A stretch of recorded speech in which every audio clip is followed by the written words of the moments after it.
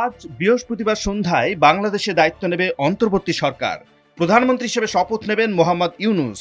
কিন্তু অন্তর্বর্তী সরকার কি সিদ্ধান্ত নেবে ততক্ষণও অপেক্ষা করতে রাজি নয় বাংলাদেশের আন্দোলনকারী ছাত্রছাত্রীরা। তাঁরা বিচার ব্যবস্থার সব স্তরের উচ্চ পদাধিকারীদের পদত্যাগ চান। এজন্য হুঁশিয়ারি দিয়েছেন তারা।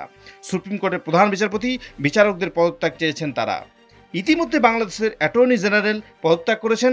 এরপর অতিরিক্ত অ্যাটর্নি জেনারেলও পদত্যাগ করেছেন। আন্দোলনকারীরা জানিয়েছেন, প্রধান বিচারপতি পদত্যাগ না করলে তাঁরা আন্দোলনের মাত্রা বাড়াবেন।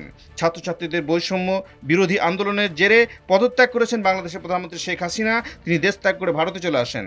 তারপর থেকে আরও অশান্ত বাংলাদেশ।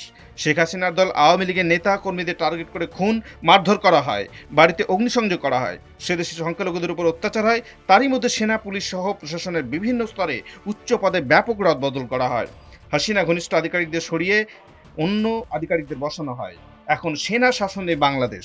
তাদের তত্ত্বাবধানেই আন্দোলনকারীদের দাবি মতো এই অন্তর্বর্তী সরকার গঠিত হচ্ছে।